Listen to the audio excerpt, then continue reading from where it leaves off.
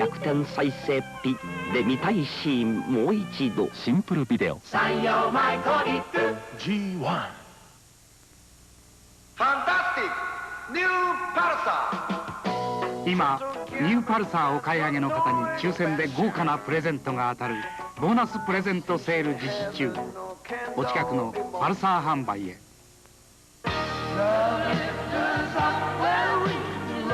この愛が熱い感動と爽やかな涙をあなたの胸に。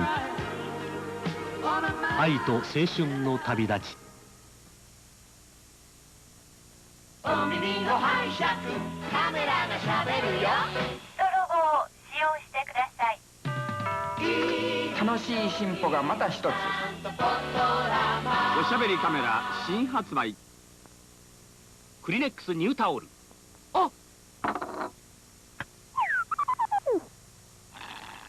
吸収力がぐーんとアップ。クリネックスニュータオル。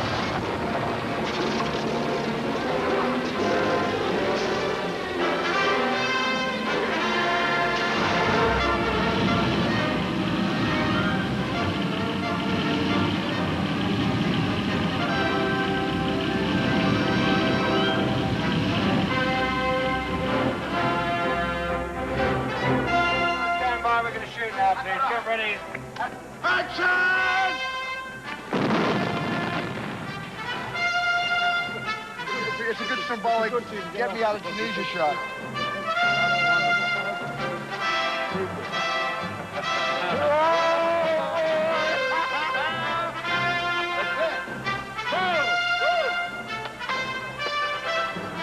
No, it's a wrap.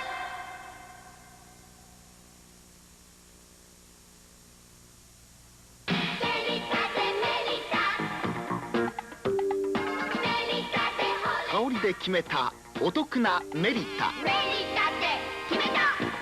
レギュラーコーヒーメリタカフェ。Far away from the long, lonely night. 俺の赤。軽さに味がある。キャビン85。スカイラインシルエット。その精悍なフォルムを受け継いだスケールモデル登場。トミーラデオレーサースカイラインシルエット。外で飲む、家で飲む、年末年始男は胃腸。大事にしてね、あなた。だから審判しろ。自分の胃腸だもん。大事にしようね。パンシ渡ります渡ります心は渡ります渡ります。82年暮れ静止大関送ります。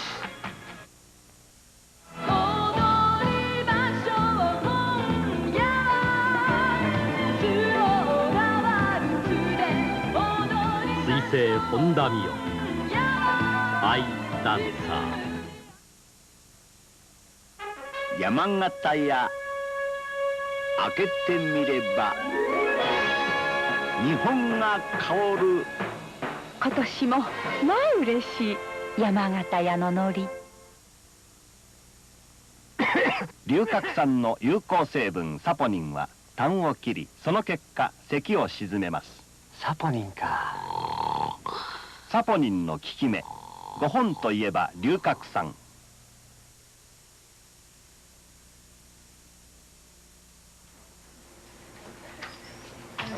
Nice to meet you again. Hello, nice to meet you again. Ohayou gozaimasu. All right. Nice to meet you. Good. California A, yokoso.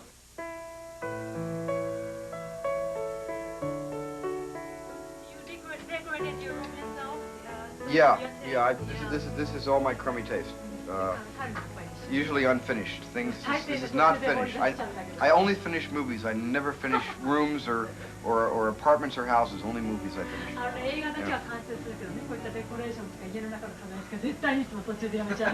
Yeah, because I'll be out of this office in 2 years. That's the way movies are. You go from different studios and you move into an office, and just when you feel you're at home, then you move to another studio.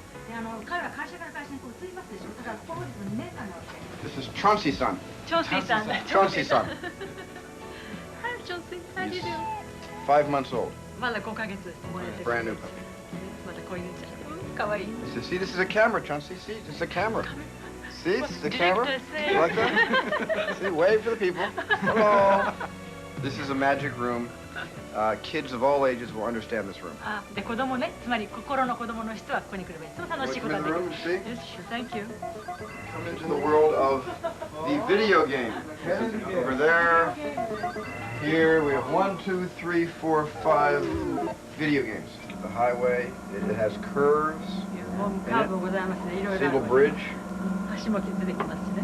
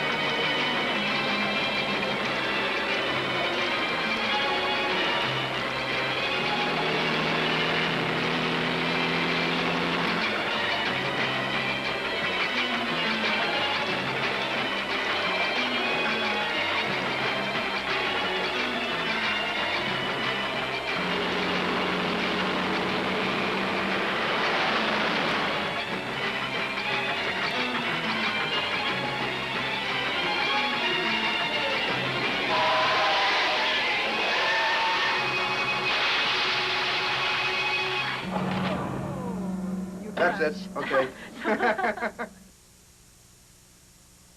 That's a difficult decision to make because when I commit to a movie, it's something I feel more than something I think about a lot. If I have to think about it a lot, it's probably the wrong movie for me. But if I feel it's right, and it's just an inner voice inside that says, do that movie. Sometimes it nags you, you know, do that movie. And I don't listen to it all the time, but when I do listen to it, I usually, you know, I'm usually happy with it, with the decision. It's a very, very difficult decision. It's much easier for me to commit to a movie and spend years on the movie than it is for me to commit to a kind of personal life or a personal commitment. I find that movie commitments are easier for me than personal commitments are. What kind of a decision in life which is really difficult for you to make? Getting married, having children. The only time I'm really interested in producing is to start or give a helping hand to a new filmmaker who needs help. When I was 20 years old, and Sid Sheinberg at Universal Studios saw my short film Amblin and first gave me a job, now I feel it's my responsibility to turn around and give somebody else a helping hand who might need help. Although don't send me all your scripts, and please, because we're already flooded out there with film projects. We can't, yeah, It's illegal to read scripts. I can't read scripts, but I once said I will look at little movies from film students. Well, you ought to see the other office. It's just filled with movies. And I look at maybe 10 little movies a week. I'm directing one 20-minute segment from a movie called The Twilight Zone.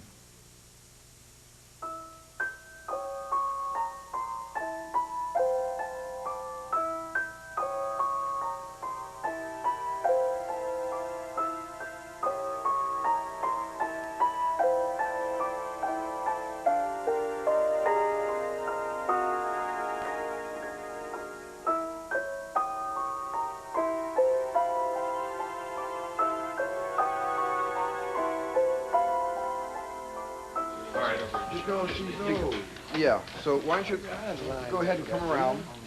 He's got to look right for the first week. Well, go ahead and move around to where you were yesterday. Mr. Bloom, she's old. You're never too old to play. When I rest, I rust. Is this your first time in an old age home, Mr. Bloom? No, actually, Mr. Conroy, I've been in 6 or 8 of them. Tell me. Oh, I love that. Right into the close-up from that. Tell me, Mr. Wang, Dempsey, like that. That's terrific. if you could go out there So and right play tonight with those children, what would you want to play? Lay it on me, honey. Okay, that's the shot. About 20 millimeter. Yeah, maybe you can cheat around this way a little bit more. yes, yes. Bend down once again. I want to get better over here for 2 eyes, Alan. Okay. Like so. Move the camera in. Okay. Let's Just 2 eyes on scat. There you go, man. Right here. Okay. I FO'd as soon as I said that line, that last line of mine. What line? What was it? Are you thinking about Is yesterday? this your first time in an old age home, Mr. Bloom? No, actually, Mr. Conroy, I've been in 6 or 8 of them. Get some hot And light. I got off. Tell me, Mrs. Dempsey. That's fine. Okay, your looks will always be camera. I went off. It didn't Always work. camera. I'm reading the dialogue today. Excuse me. No. Oh, this okay. Okay, good. Chris, Yeah, we hold Billy too there. Okay, Bill, come ladies on and gentlemen, around. please hold it quiet. Mr. Bloom, she is old. We're never too old to play. When I rest, Just cheat I right around. rust. Is this your first time? No, not profile. Over. Over, yeah. A little closer, Bill, to scat. Great, right there. Okay. Is this your first time in an old age home? No, actually, Mr. Conroy, I've been in 6 or 8 of them. Tell, camera left. Yeah, camera left. Tell me, Mrs. Dempsey, if you could go out there and play with those children Let me make tonight, a little move into scat here. A little move to what scat. would you and then want to I'll cut with the other play? move. A little closer to the lens. If you could Right here, if Scott. you could Check that. pop Yeah. out, if you could pop out Okay. there, And make it a little slower, Ben, on your way in. if you could pop That's the out shot. there All right. and play with those. Does that work for Mrs. Dempsey? Okay. Second team. Thank you, Scott.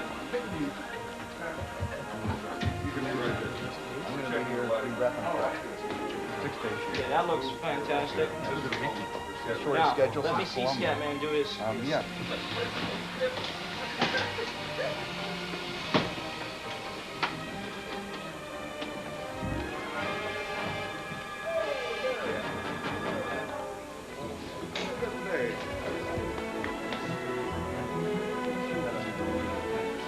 No, it ain't.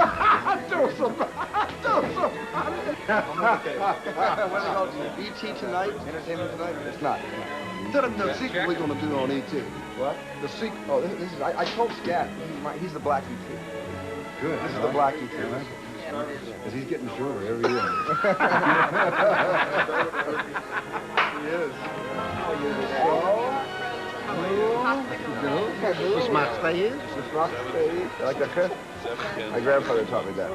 He said, pretend you're spinning your donut, I'll give you one upside the head. So just pretend. So that either says that you were really, really good and better than anybody else, Well, you or you were my first terrible impression. Okay, look. I love a picture. Hollywood. That's 24 pictures a second, so here's your choice. You don't have to pose for anything, it's movies.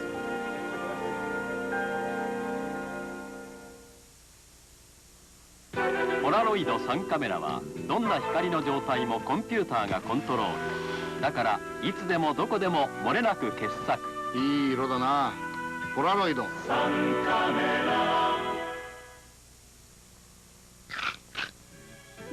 いい音。この音この音、お正月に贈り物にいいですね。北海道の数の子。先生、今年のお歳暮にははっきり申し上げます。あのつく会社の差のつくものです。あのつく会社の差のつくもの。お歳暮に味の素のサラダ油ギフト。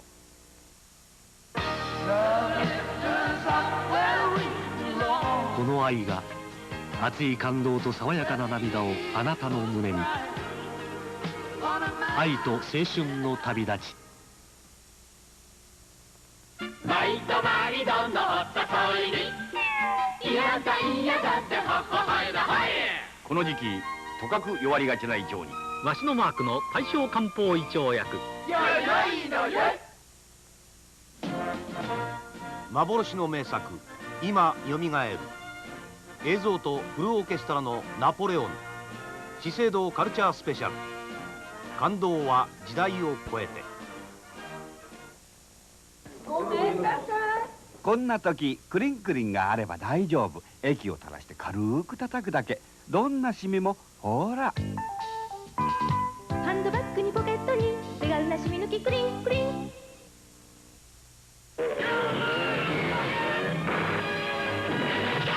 83年新春アクション映画ビッグワンランボー。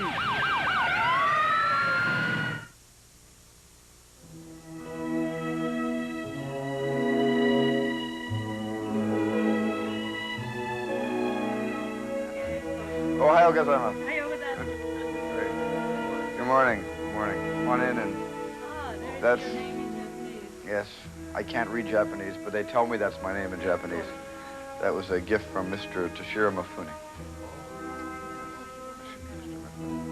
So why don't you step in? This is the living room, but it's also, I use this also as a projection room. Push this button, and the screen comes down, you see. So it becomes a movie room. Dining room in here. Yes, I don't know if you remember this man before, but if you've ever seen him before, do you remember in the movie Jaws? Remember in Jaws, Richard Dreyfuss swims down and he looks in the hole of the boat and he digs the tooth out and then he looks into the hole and suddenly this pops out. Remember that? Ben Gardner, alive but dead. Right, it was one of those things where suddenly came right out like that. Jaws!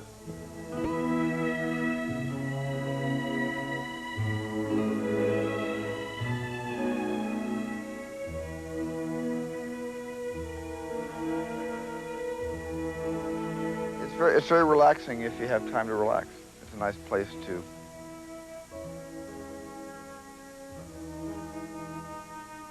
I've not had time to relax in 5 years, so I haven't enjoyed my own home.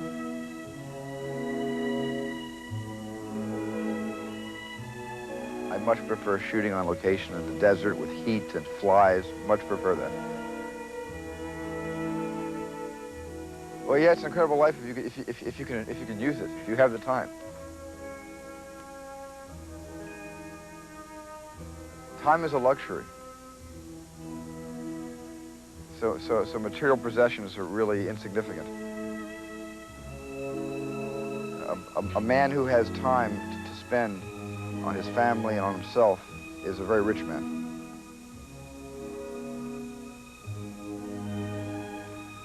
So I do not consider myself a very rich man.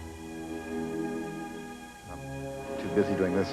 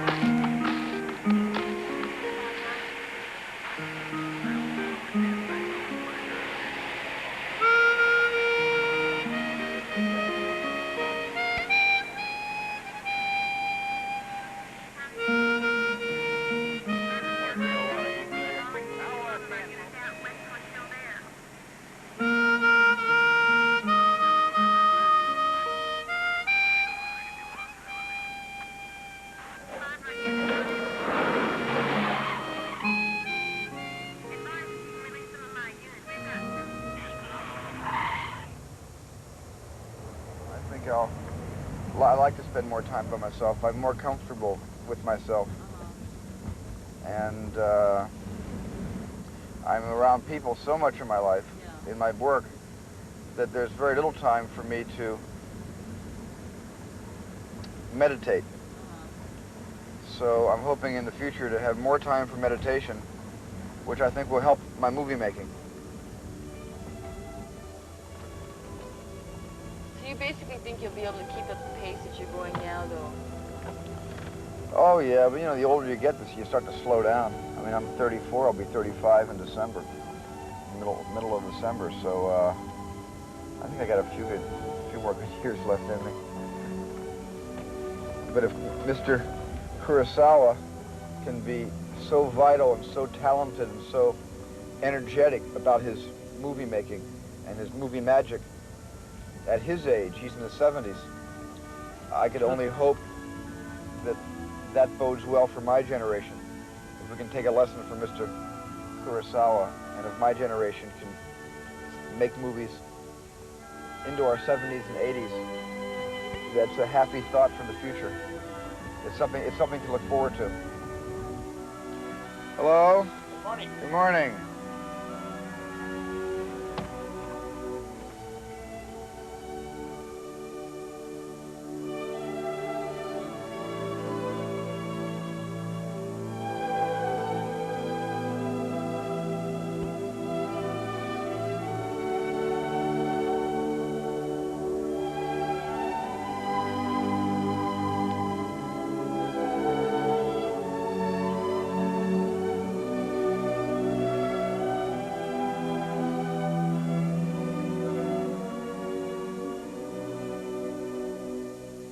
Okay.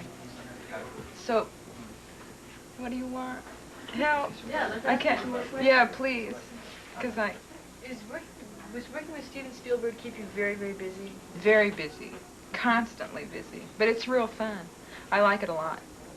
I like it a lot. Long days, but a lot of fun.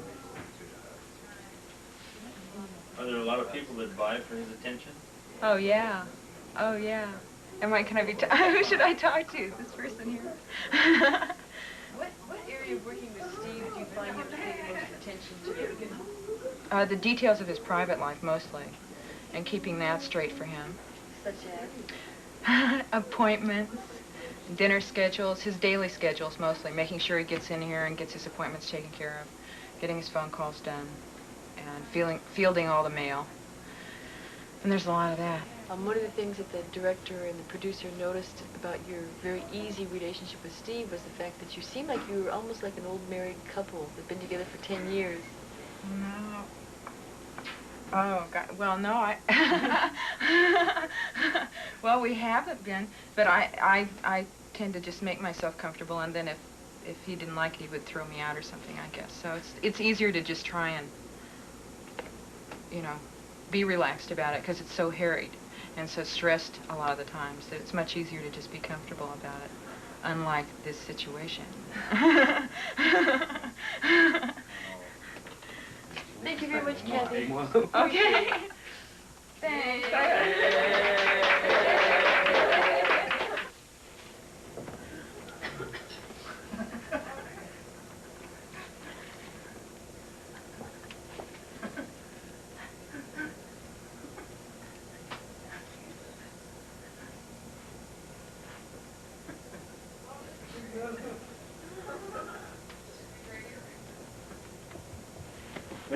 They found me. They tracked me out. I'm innocent. I'm innocent. This is, you're eating American meat and I'm eating Japanese food. Well, where'd you get Japanese food? Do you have any real sushi? Nippon sushi. All you have is yeah. the kind I don't like. Anago or unagi and uni. Sea urchin. I know, that's the kind of... You don't like that? You don't have any maguro left. No maguro. We have, no maguro. We just have, eel? Eel. Where's the eel? Was that eel? Yeah, that's eel. Was that cooked eel? I hope so. Let's see, what is? Arnold Schwarzenegger eats this stuff, so that's... That? Yeah, that's good. You like that, it's eel. John loves Japanese food, so... Well, it's good. Yeah. This is good eel. You're supposed to look into the camera and say, eel, oishi. Oishi. Eel. Eel. Yes. Eel. You're supposed to say eel. Yes, ma'am. Oh, look at this. Look what's coming. Whoa. Which one do you want? Well, you better give John the one with it. Okay, that's the small one. Yeah, so you get... I got the one with the most whipped cream. Yeah. I want the small one. I'm fat. Do you want a piece of pumpkin pie? Does anybody else want your pumpkin pie? Pumpkin pie, you're right there. Right there. Michelle wants pumpkin pie. Would you like some of this whipped cream? Here, I Michelle. was hoping somebody would help me. Catch, Michelle. I'm so guilty. In the rest of Hollywood, people get very involved with drugs. We get very involved in food. That's right.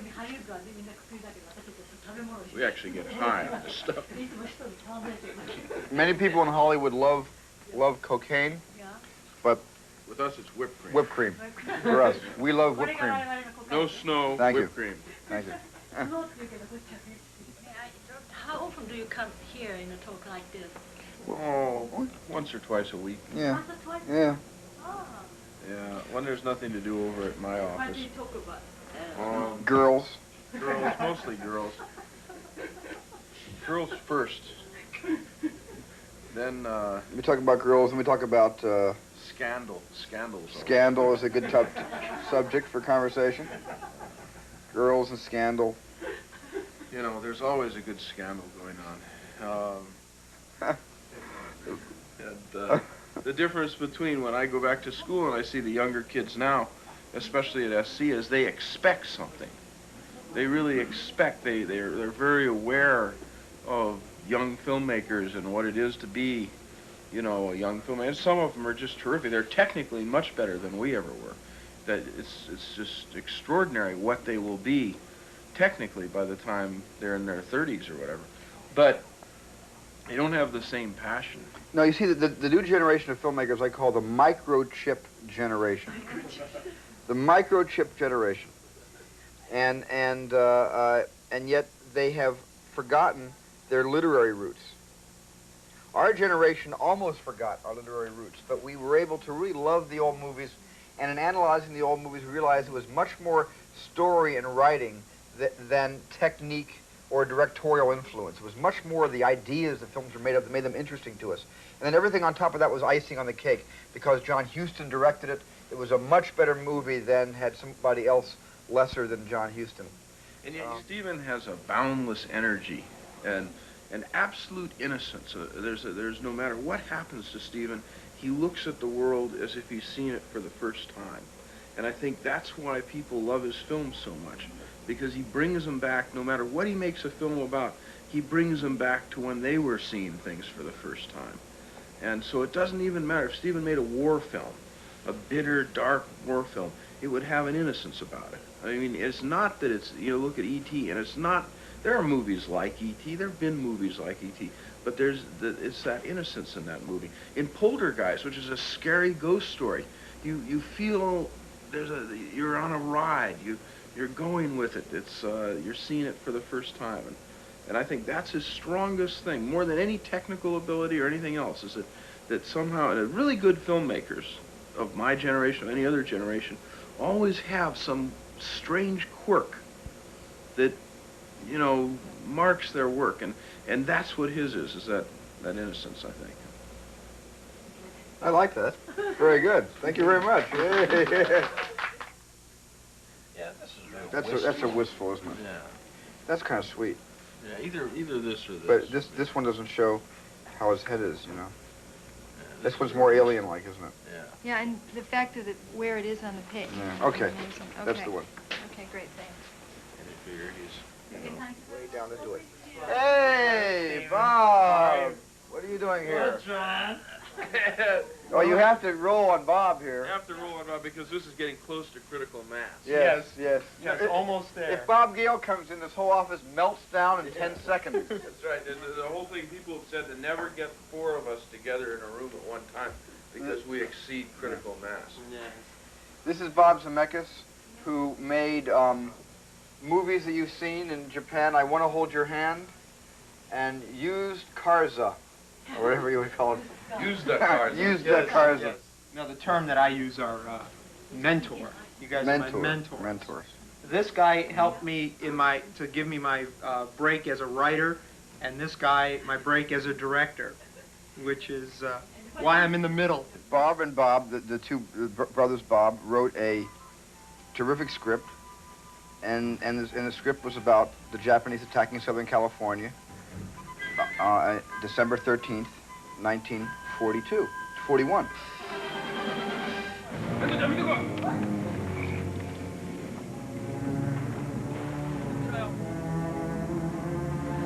Ein Amerika.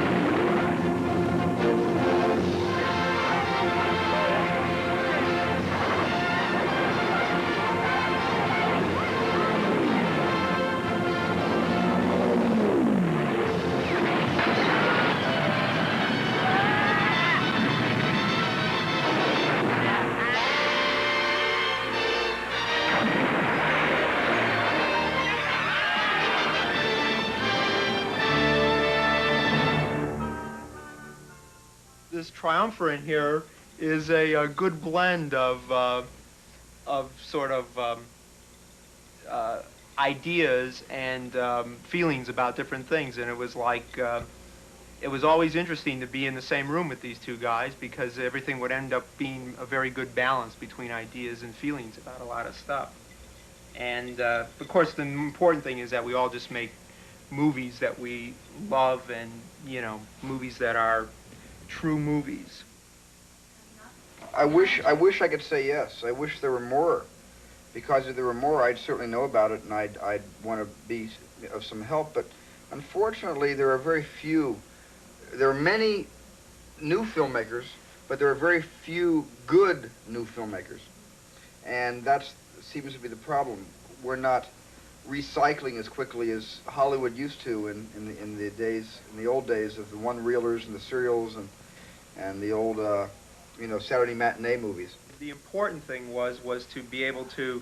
There are so few movies that are made, and every year they get less and less. And what Steven did that was the most important thing for me is because movies are so expensive today, and so few are made, that it's very difficult for a studio head to give a young filmmaker a break because there's so much risk involved. Right, a lot of risk. And when an established and brilliant filmmaker like Steven can say, I think this guy has got talent and he has got my support, then they would be willing to take the risk on you because they would feel more comfortable about that, and that is the most important thing.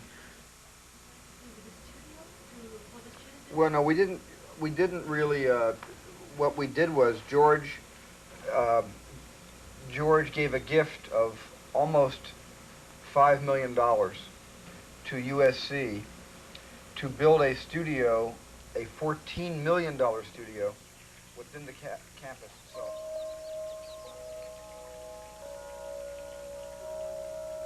That was a few years ago, and then we got a phone call after I think Empire Strikes Back was released, and George said, come up and see me, I think I'm ready. And he said, now, I got to be a mogul sooner than I thought. No, but he said, I think now I can help. And it was through his initial impetus gift and his real help in soliciting other filmmakers who were successful, alums and non-alums, that got the ball rolling in terms of the fundraising. And so that's really how it all began. And because Spielberg and Lucas are such good friends and colleagues, I think George, I don't know what happened, probably called up Steven and says, can you help? And from that, this is now. Together, we, along with several others, have been supporting the raising of the remaining monies to build this fantastic studio within a college.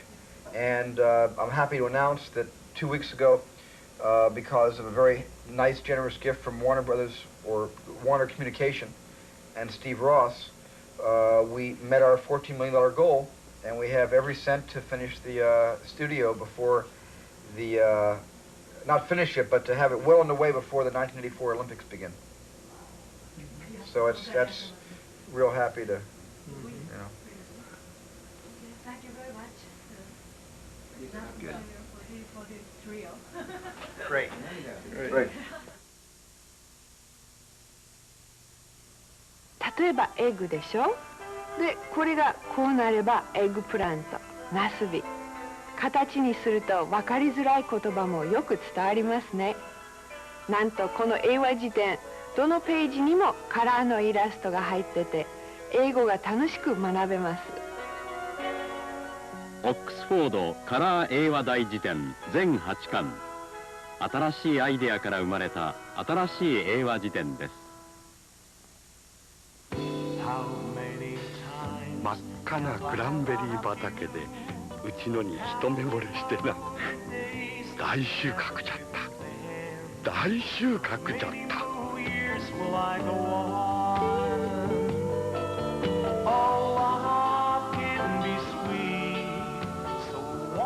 愛は自然に実ります。 By Kikoman. 真剣ゼミ。やや、お電話ありがとう。真剣ゼミは郵便を使った勉強法。問題を解いて赤ペン先生に送ると、君の答案をじっくり見て赤ペンで分かりやすくアドバイス。力のつく教材もいっぱい。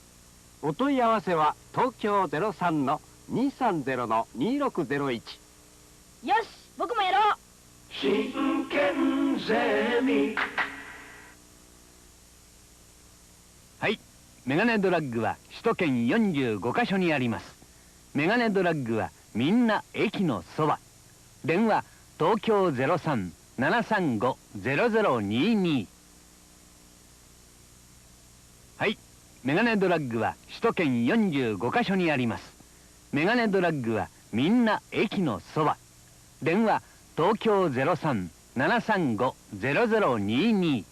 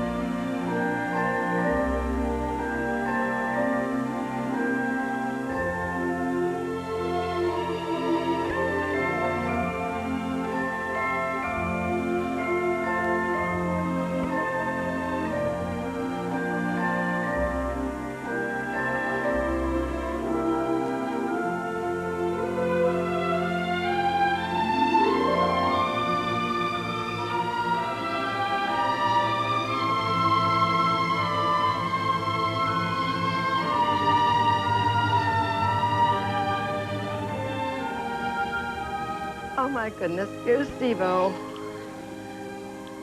at about 2 to 3 months.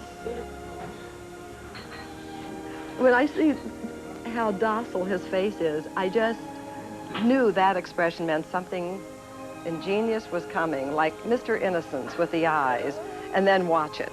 Then watch it. Oh, God. Oh, all right. Steve wanted a fire engine so badly. Not like other children want something. I mean, watch it. He like, ugh. So we finally bought him this fire engine, which was expensive. Steve would not let anybody come near it, even to touch it. If a child from the neighborhood came out and put their hand on it, the kid removed a bloody stump. But we did whatever. He directed us. He really did. And From a very young age? Always. Mm-hmm.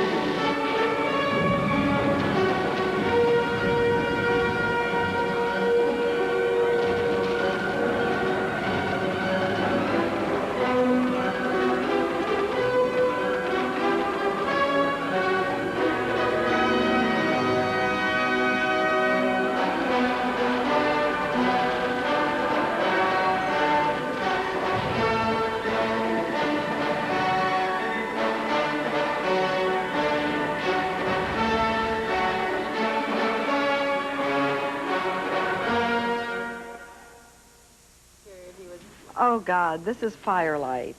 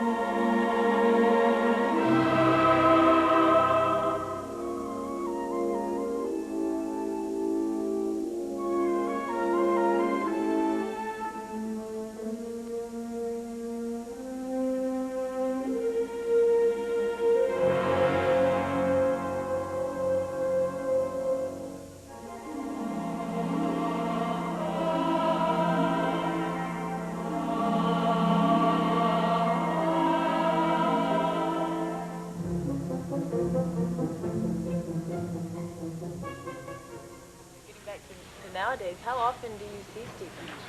Very often. I see Steve often. We still have a wonderful relationship. I'm still Mom. And I get the phone call comes through of, Mom, will you come over and make some chicken soup with matzo balls? And I run and I go and I buy the chickens and we have, Steve comes in, we hide for the corner. So Steve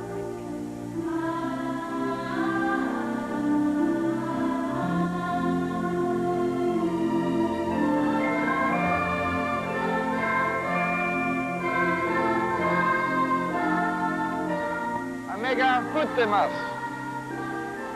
Mega Putemas. Sayonara.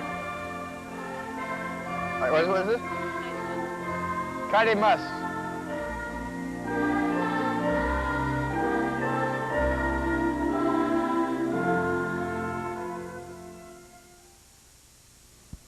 例えばエッグでしょ。でこれがこうなればエッグプラント、ナスビ。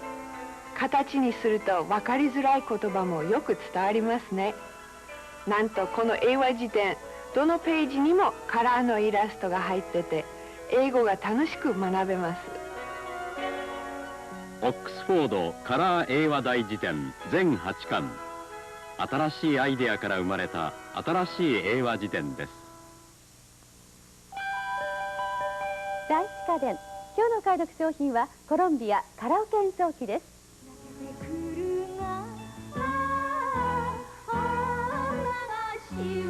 いいですね。8トラックテープで歌ってカセットにそっくり録音できます。カセットは前後9曲の頭出し機構付きでマイクが同時に2本使えます。エコーやテープのスピード調節ができてどなたにも大変歌いやすいコロンビアカラオケ、お値段です。今日は特にコロンビア8トラックカラオケテープ30巻120曲入りとカラーマイク2本をセットして合計11万9800円の品を特別価格8万7000円、月々5800円の15回払いでお届けします。お申し込みは東京03-350局の1211番350の1211で今日の午後8時まで受け付けています。ではまた。ここへおいでよ心と心さまざま若いそれぞれ熱い自分で選んだ自由は一つ違う恋人を争うレースもある。暑いな。カップヌードル。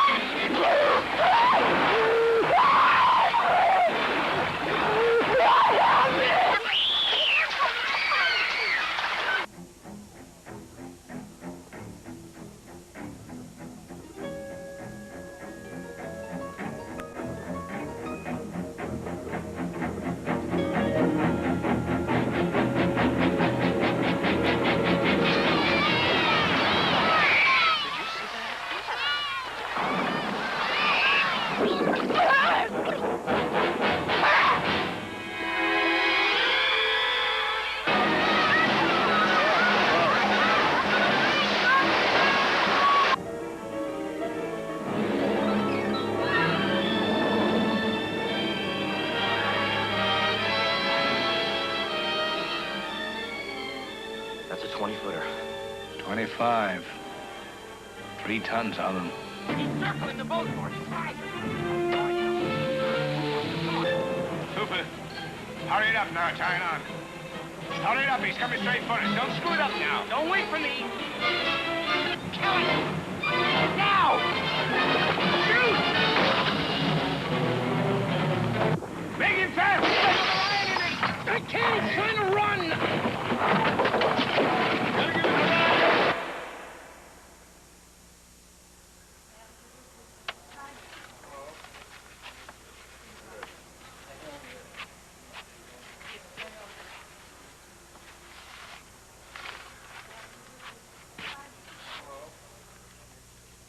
Hello?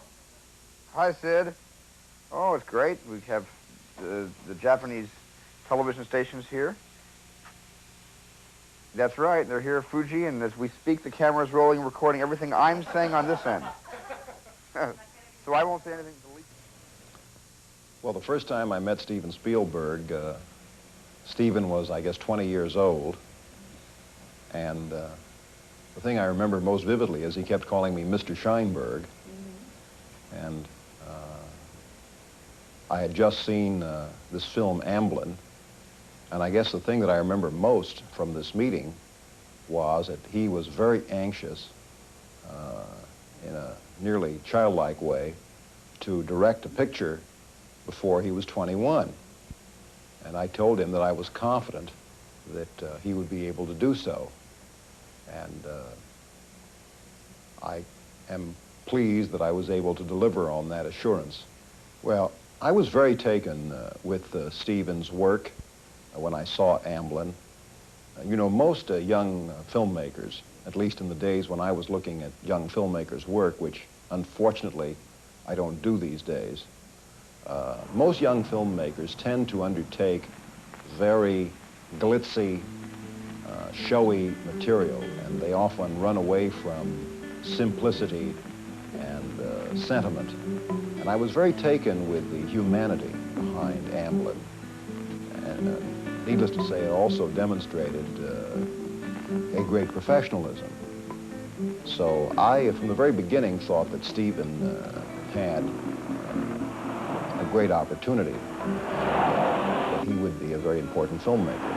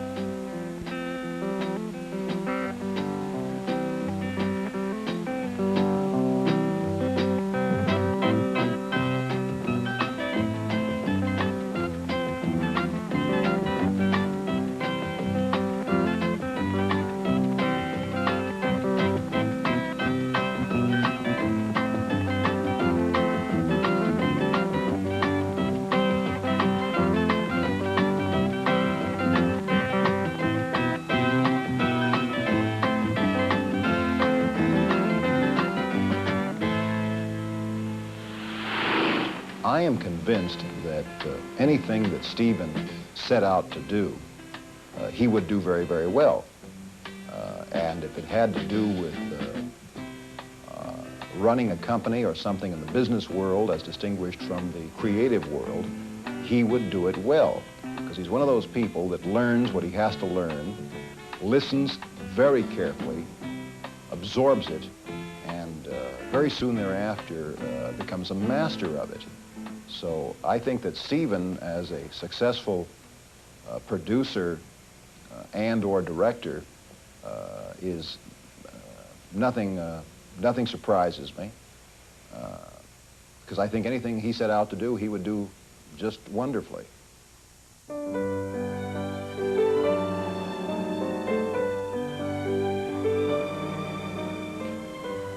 Where's Morris?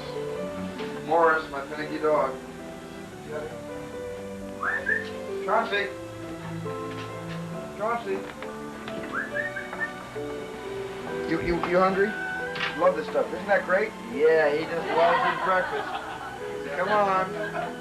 Come on. No, he doesn't like it at all. Oh.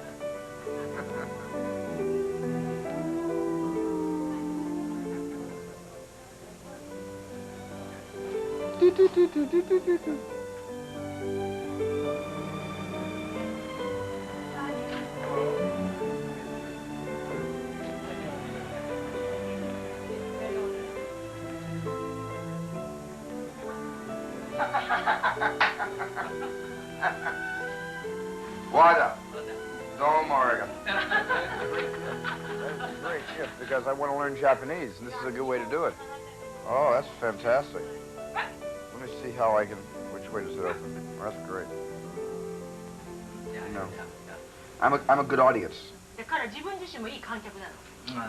Sometimes I do a scene and I forget that I directed the scene and wrote the scene, and like an audience I'm going, oh, that's interesting. You know? でね、彼はね、自分でね、台本も書いてね、自分でね、撮った映画なのに画面見てね、うわー面白いって、その書いたことすっかり忘れてね、うわー面白いって言っちゃうんです。And the best scenes I do are the scenes that I really forgot what I did to make those scenes work, because I'm reacting like the audience, and that's entertainment more than the forcing of entertainment or the forcing of characters and story. Forcing is a very bad word in film. ですからね、彼にとってすごくいい、よくできたっていう場面は、意識その計算なんかしないでね、そういうふうにできちゃった場面、もう後から考えてもロットとか覚えてないの、そういう場面がすごくいいのだってね、計算しちゃったりしたところ、それからつまりエンターテインしようと、みんなを楽しませて、わっとこう非常にこう力んだところ、そういうところが全然良くない。I think it's important in a story, in a movie story, the audience should know what's going to happen next. Not specifically, but should have some idea what's going to happen next. The audience should be a little bit ahead of the movie. Not a great deal ahead, but just skoshi. でね、彼にとっていい物語を映画で語っていくね、一番いいのはね、観客が物語をこれっぽっち先にしてね、あ、何か起こるんじゃないかなという予感が少し分かるように作るのがいい映画ですね。長く教えたけど分かってるけど、これぐらいね、先を行く映画。It gives the audience a power and control and a satisfaction that they are almost helping to tell the story through their own imaginations. そうするとね、観客は自分のそのね、いわゆるイマジネーションで、その映画をいかにも自分がその語ってるような、そのなんていうかしら、コントロールしてるような、そういった感情、満足感っていうものができるわけ。それがね、その観客を喜ばせるその秘訣だというか。So for me, a movie is a partnership between the director or the storyteller and the audience. ですから彼にとって映画っていうものは監督あるいはまたそのストーリーテラーと観客で出来上がるものだ。そのパートナーで出来上がっていくのが映画だということ。なるほどね。で、actors they. Well, I think I direct children by making them not act. つまりアクトさせないこと、演技をさせないこと。By forcing them away from play acting or pretend acting, and trying to get to who they are as people in their own lives. だからそのね、誰かの演技をしてるんじゃなくて、彼ら自身をその人にさせちゃうわけ。そういうふうな演技の指導をするわけ。芝居じゃないわけ。その子供にしちゃうわけ。And I just did that very simply by being their buddies, by being their pals. それはね、やっぱりその子たちと仲良くすることが一番。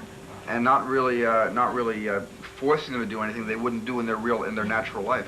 で、普通しないようなことを押し付けてやってたら絶対しないわけ。I made them feel very free to add comments, add dialogue if they felt like saying something that wasn't in the script. Just go ahead and say it. Don't be intimidated by the cameras and by what you're paid to say. Forget that. Just sometimes, yes, do the scene as written, but then add things. I would always turn to the kids and I would say, what would you say in this situation? What would you do in this situation? でもシナリオなんかいいとカメラの中でくれると。でもし言いたいことがどんどん言っちゃう。アドリブで何でも言っちゃう。お前ならなんて言うか、その現場で聞く方が多いと。お前ならなんて言う。それでもそのまま使っていっちゃう。So the children all felt like they were making a real contribution. だからその子供たちも自分が映画作ってそれすごいね、いい気持ちになりますよね。They were leasing themselves to me for the time it took to make the movie. だから本当にもうね、彼を発散してるわけ子供たちはこの映画作りということで自分の言いたいこと言ったりやりたいことやってて。But it also, I took 8 months to find those kids. Those kids are very special. でもやっぱりキャスティングに8ヶ月もかかってるわけだと非常にいい子選ぶその期間は長いですからね。Well, there's no time for quality in television.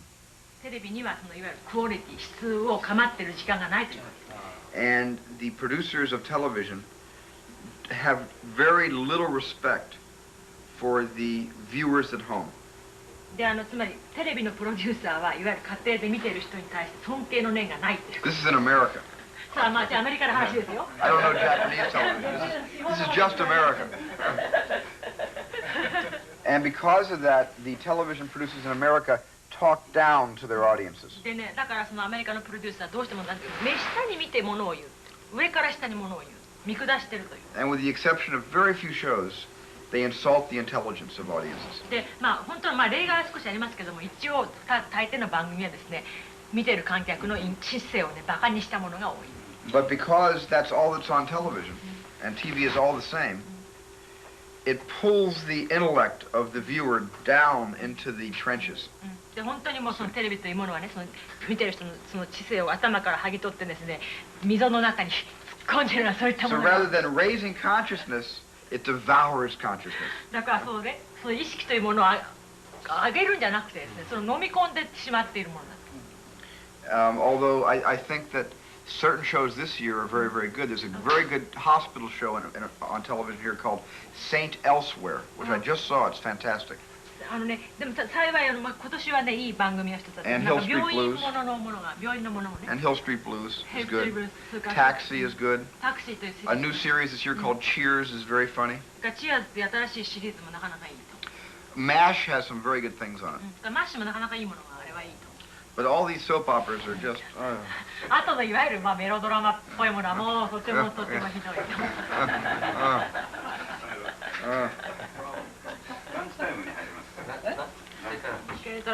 Lunch. Great. 真剣ゼミ。いやいや、お電話ありがとう。真剣ゼミは郵便を使った勉強法。問題を解いて赤ペン先生に送ると、君の答案をじっくり見て赤ペンで分かりやすくアドバイス。力のつく教材もいっぱい。お問い合わせは東京03-230-2601。よし、僕もやろう。真剣ゼミ。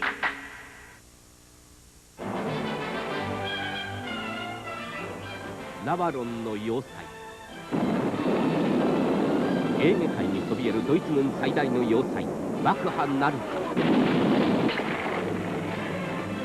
たった6人の連合軍特攻隊が難攻不落のナバロンに挑戦する。戦争アクションの最高傑作ナバロンの要塞。12月11日夜9時2分。恋の呪文は好きと決めかき、逆さに呼んでも好きと決めかき。ワープギャグスピリッツ、さすがのサルトビ。忍びの者高校に巻き起こす肉丸まこのフレッシュギャグ。八宝菜小源太霞のサルトビファミリーのはちゃめちゃギャグ旋風。さすがのサルトビ、毎週日曜夜7時お楽しみに。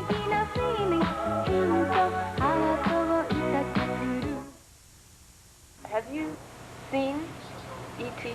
Oh yeah. I'm sure Oh you have. God. I'm sure.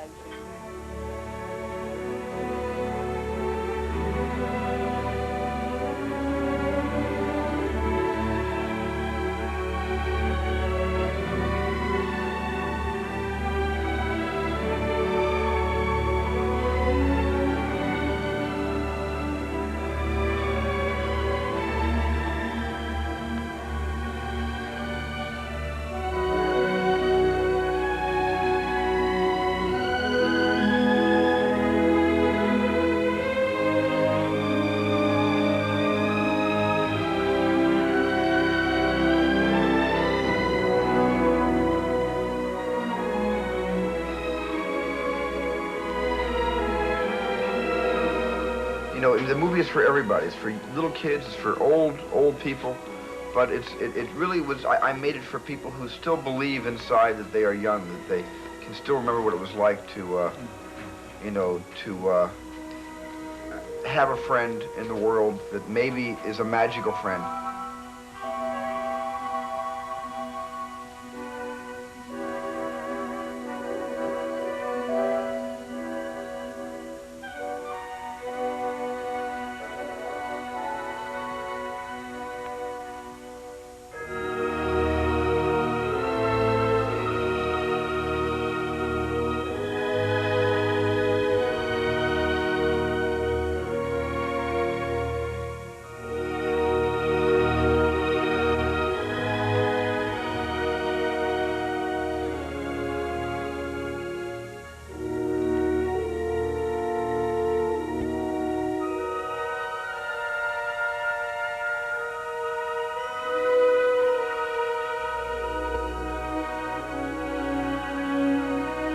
Elliot is the little boy I wished I could be when I was 10 years old. I wish I could be as good as him at 10.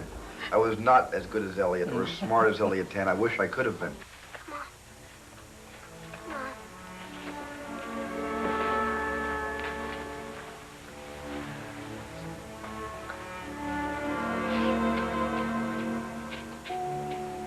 Do you talk? You know, talk?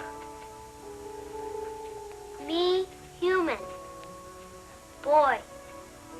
Elliot. Elliot.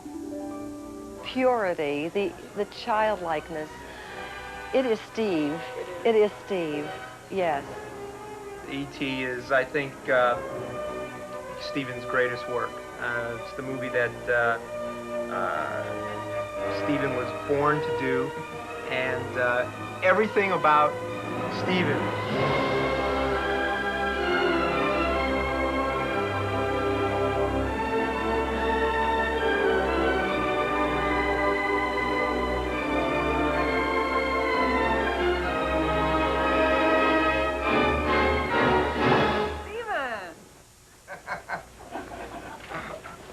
Hello. Hello. Surprise.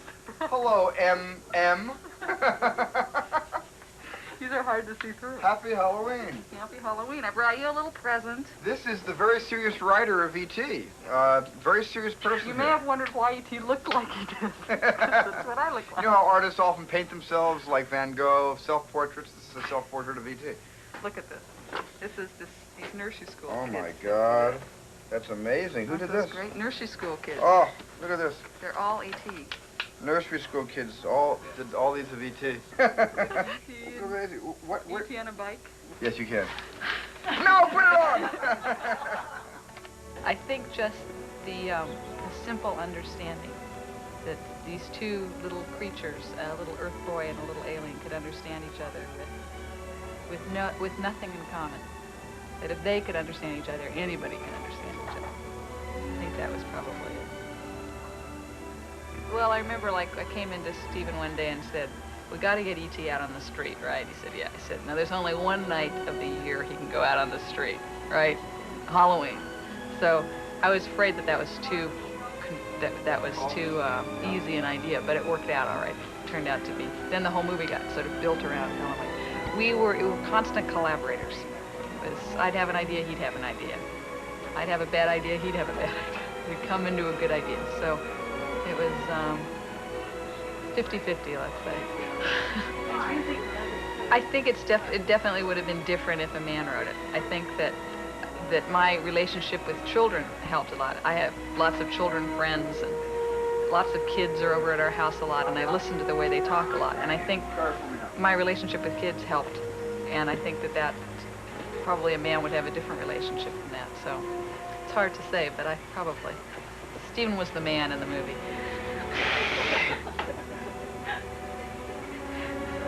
Now that he's gone, I'll tell you what he's really like now. What is he really like? Stephen is a wonderful person. Lots of fun. He's brilliant. He's hardworking. He's curious and helpful and serious and silly. He's a good friend.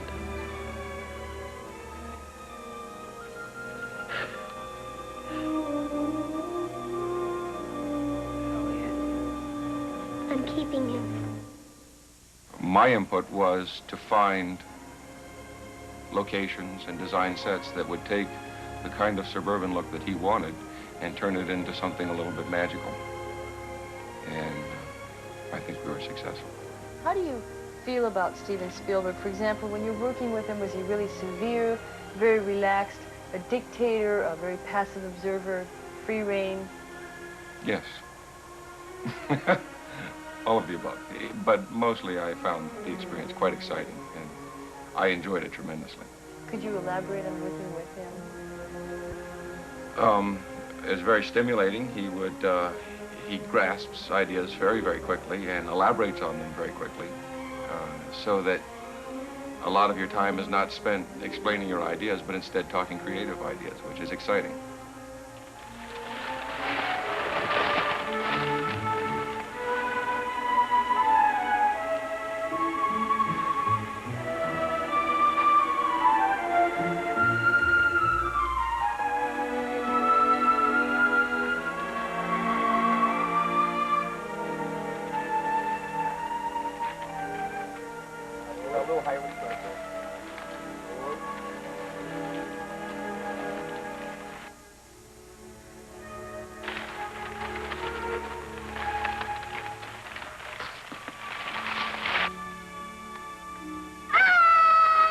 One of the others that presents a challenge but gives you an opportunity that nothing else will do is working with smoke, because we used smoke or mist in many of the scenes, inside as well as outside. Of course, all of the night exteriors, the scenes in the forest, it begins that way.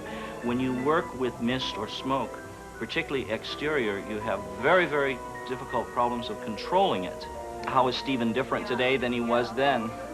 And I'd say that, of course, he has to be different. Mainly, one of the jokes that goes on Steven's sets is that he has to wear so many hats that one moment he has to be the producer of, you know, the executive producer of his next how many films, and then at other moments he has to be worrying about the finances.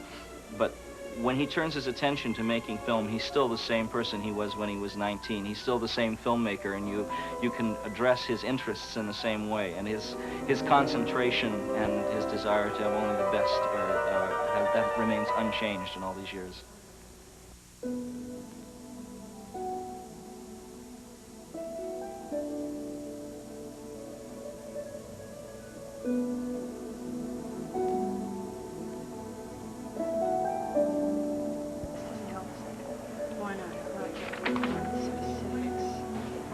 What kind of a person? Oh, what kind of a person? Steven's a big kid.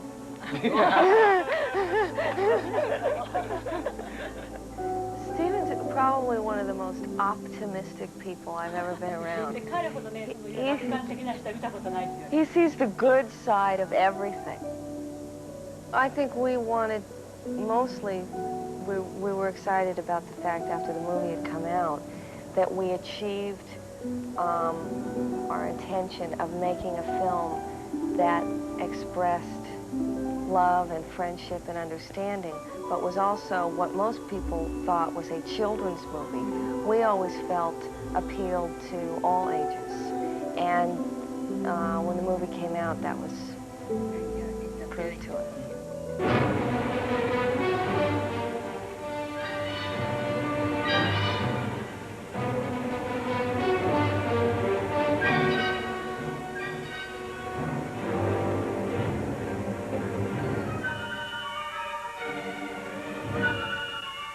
I'm keeping him.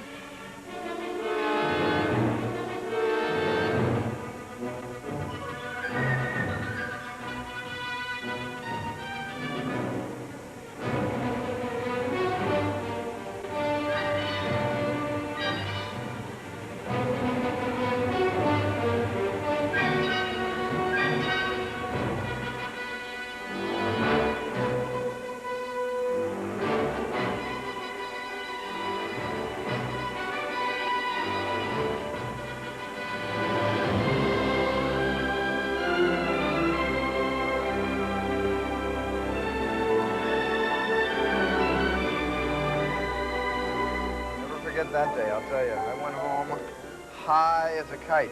I always hate to demonstrate these things on the piano to anybody but you, because It was nice because I could right away hear that was violins.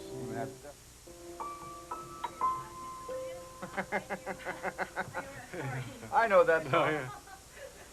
When you create music for Steven, does he make suggestions, ideas, specific suggestions he has on music you're going to create? he has always a lot of good ideas. Yeah. I usually start. Are you taking you? Sure. Oh yeah, because you can ask us questions from there. Yeah. It's very casual. Oh, it's very kind of like casual. dropping on the Joneses for I brunch. Well, I usually play these themes for him, you know, on the piano, and he has very good reaction, a very good sense of what's musically right, and he helps me a lot too. A lot of times I think when you know this thing I was just playing, E.T., it used to finish, that was the end of the music, and Steven said it needs another phrase, other kind of section, and that's what this thing, so maybe something like that. Yeah. He said, yeah, go ahead with that, you know, keep it going, that kind of thing that he does, you know, with me. The first time? Oh, that was, yeah, I remember very well. It was before I went out to make the movie The Sugarland Express. I had heard 2 of John's scores on Mark Rydell movies, one from The Cowboys with John Wayne, and the other before that, several years before, called The Reavers with Steve McQueen. And I was nuts about the music. I'm a soundtrack collector, and I've collected the scores of great composers from the first pressings, the first time scores got into record stores, which was in the early 50s. I had a huge collection, and for many years, there was like a drought. A lot of the great old composers like Dmitri Tiomkin and Max Steiner were no longer writing music anymore. Dimi was losing his sight, and I think Max died in the early 60s. And there was just a real loss of pure symphonic film music. And then when I heard the Reavers and the Cowboys, I said, my God, this guy must be 80 years old. I really thought, Really? I thought maybe here's some guy who's 80 years old who maybe wrote his greatest scores of his life. And I wanted to find out who this guy was, and I met this young man named John Williams, and I was amazed. I said, oh my God, you know, it's a rebirth. Film music is back, it's alive. Hallelujah. And I was only 75.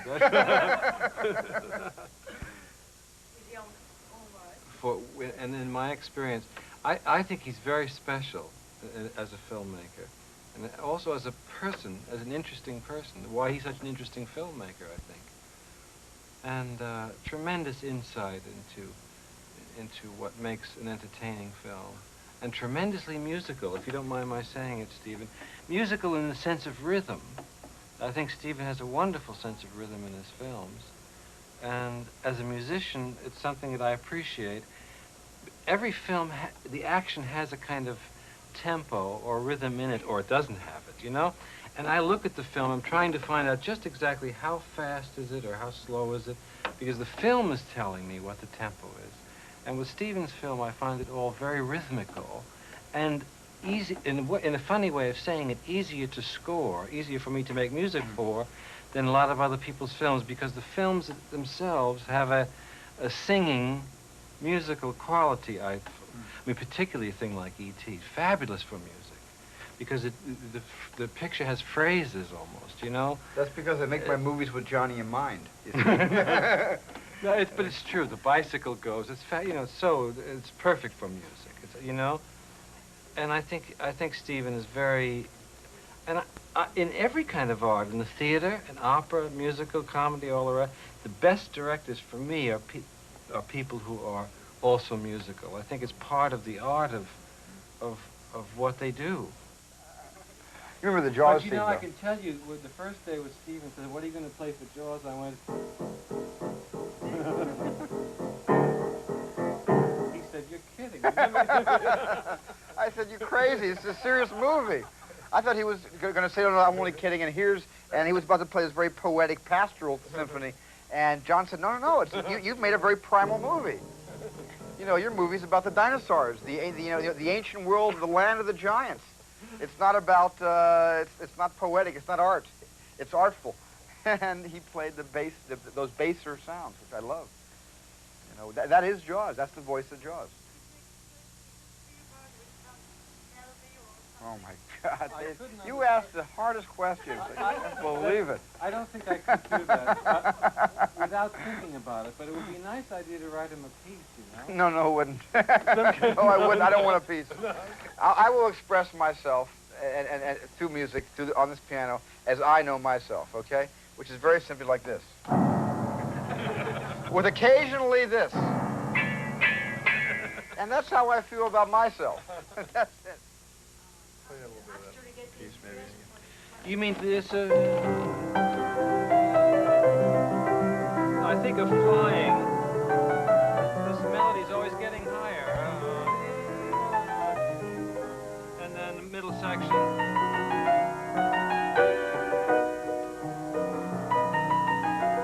Go over to this thing.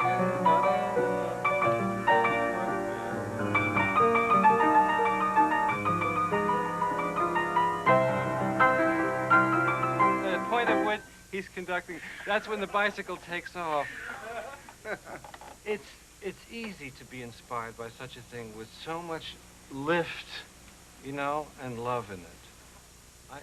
It's a very inspiring film.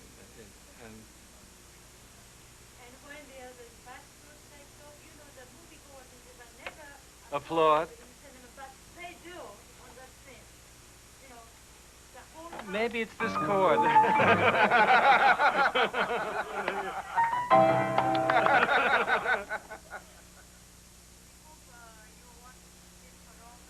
Forever, ever, forever.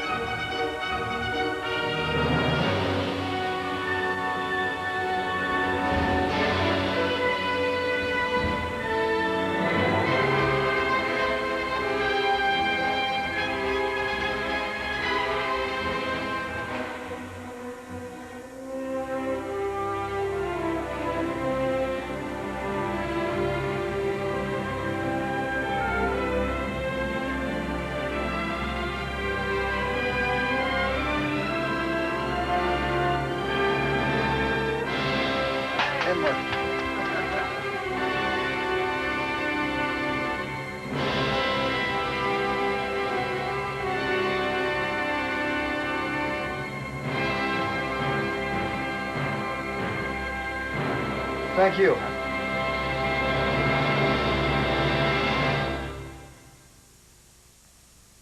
ザクソン5上昇下降右左ダブルパネルが3次元の動きを広げたバンダイ3次元スーパーメカザクソン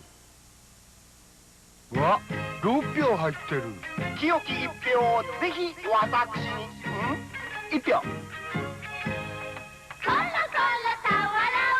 明治チョコだわ20日6人の連合軍特攻隊は難攻不落のナバロンに挑戦する戦争アクションの最高傑作ナバロンの要塞今夜9時2分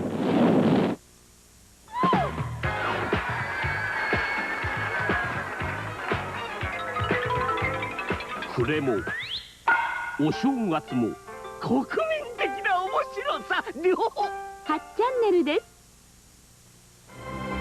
ただいま大ヒット中の映画 E.T. の主人公をモデルにしたご覧の E.T. マスコットを抽選で100名の方に差し上げます。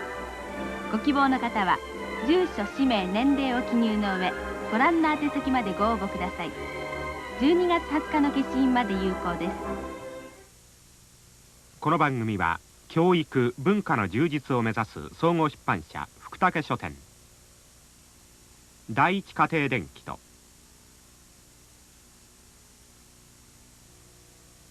ご覧のスポンサーの提供でお送りしました。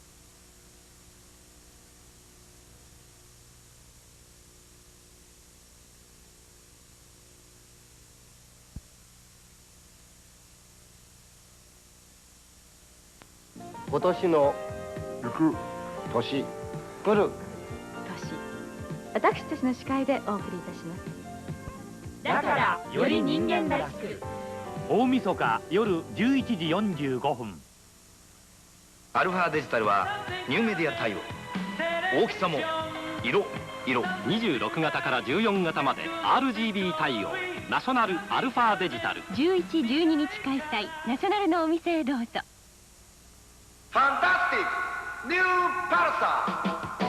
今ニューパルサーお買い上げの方に抽選で豪華なプレゼントが当たるボーナスプレゼントセール実施中。お近くのパルサー販売へ。四角い箱から丸い愛、健康家族から健康家族へ。贈り物に丸大ハム。ソニーが作るとビデオは薄さ8センチ、スチールはもちろん制逆両方向スローもベータマックス F7、 お好きな場所に8センチ。この一杯のために帰ってくる午後がある。みんな難しい顔をしないでここに帰ってこないか。ホワイトホース。上質のもも肉は桜の木のチップでじっくりとスモークされる。贅沢な味わい、贅沢な贈り物、伊藤ハムボンレスシリーズ。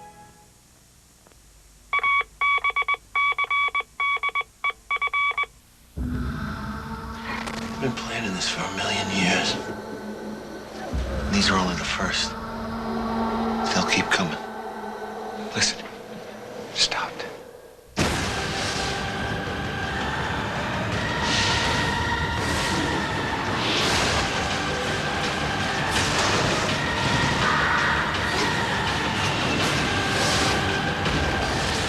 War of the Worlds, rated PG-13, June 29.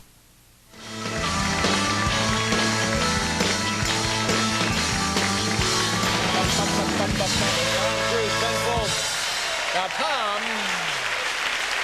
let's tell the folks what we're going to see here. The film opens June 29th, The War of the Worlds. What will we see here in this clip? Well, this is in where the streets are twisting and turning and the alien is about to come up from the ground. Something very clearly has gone wrong. Something has most definitely gone wrong. All right, War of the Worlds, take a look.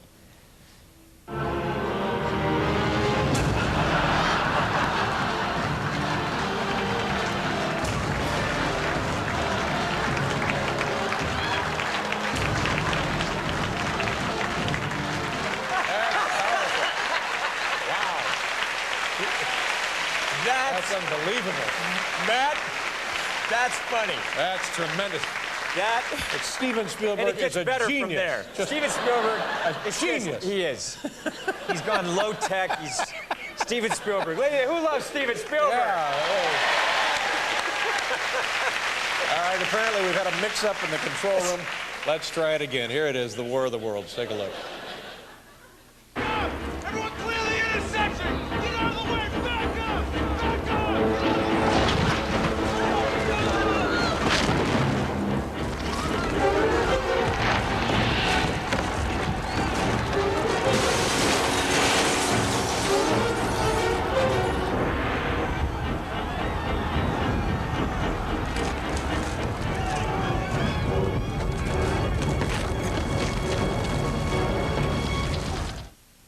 Man.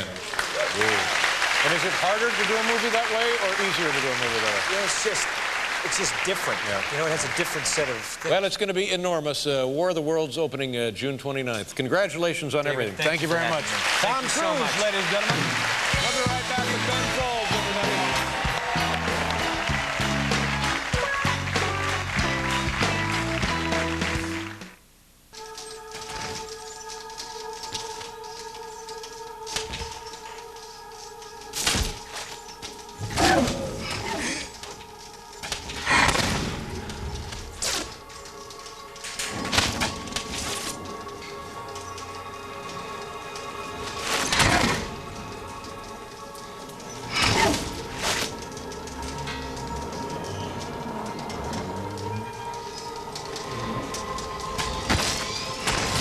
The lightning back. This is something else. Cool. Well, it's a terrific film. It's really I think it'll be the biggest hit of the summer. It's really, really exciting. Thank I was you. just on the edge of my seat. So I hope you all enjoy it. I know you got to go. Tom has to go pull some wheelies at the Bob's Big Boy. Thank you very much. Tom Cruise, ladies and gentlemen. I don't know what they expect to find when they got here, but they found us. War of the Worlds, rated PG-13, this Wednesday. Good morning and welcome to the Critics' Corner. Steven Spielberg's amazing new movie is called War of the Worlds. My acronym for War of the Worlds is WOW! This extraordinary story starts in the bleak, blue-collar neighborhood of an embittered divorced father, Tom Cruise, with his adored little daughter, Dakota Fanning, and rebellious teenage son, Justin Chatwin. Suddenly, the sky enrages into a demonic storm. It's okay. Lightning doesn't strike twice. The pavement erupts. Mountainous tripod monsters straddle the city. Terrified mobs flee in panic. Emotion and suspense intensify. Just get up! Get down! Cruise and its kids commandeer a car, accelerating into frenzied flight. This is a new Tom Cruise, not the cocky hero saving the world. Now he's a father, frantic to save his children. It's Cruise's finest mature performance. It's okay. I want to go inside. It's okay. Huh? I want to go inside. Okay, you go ahead. As his daughter, the remarkable 11-year-old Dakota Fanning is prodigious. I want to go by myself. The tension crescendos in the cellar of terror with the traumatized Tim Robbins. It's harrowing realism driven by the John Williams underscoring. This is not a war any more than it's a war between men and maggots. This is an extermination. Even the best of such movies are basically bunk, but this is instantly elevated into the Hall of Fame because it's believable. What's unbelievable is that anyone would miss the visceral thrill of seeing Steven Spielberg's War of the Worlds. And that's the Critics' Corner for this morning. You liked it? Yeah, I did, and I liked it too. It's pretty good. Anyway, opens today. Still, the girl Dakota Fanning is one of Hollywood's most sought-after young actors. Her latest movie, War of the Worlds, which opens today, could be the summer's biggest blockbuster. In the movie, she and her dad, played by Tom Cruise, have to run for their lives when the aliens from outer space rise up to annihilate mankind. Rachel? Dad, Sweetheart? it's really scary. I need you to get your suitcase, the one that you brought, and bring it to me, okay? Can you just do that for me, darling? Okay.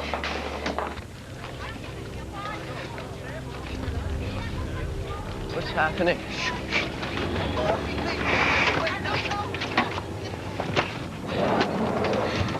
Whose car is this?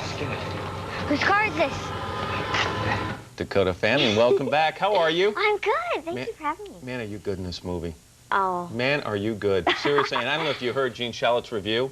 He raved about you. Well, you know, we had so much fun making it, you know what I mean? And every day we just had a blast. Is it true you were making another movie for Steven Spielberg's company and you heard that they were going to make War of the Worlds and kind of said, I want to be in that? Well, I was doing a movie with for DreamWorks, and then they asked me if I wanted to be in War of the Worlds, you know, during that time, and I think, of course, But you know. did you know all about the story? I mean, because the H.G. Wells novel, that's a long time ago, and the radio broadcast and the Orson Welles movie. Right. What did you know about it?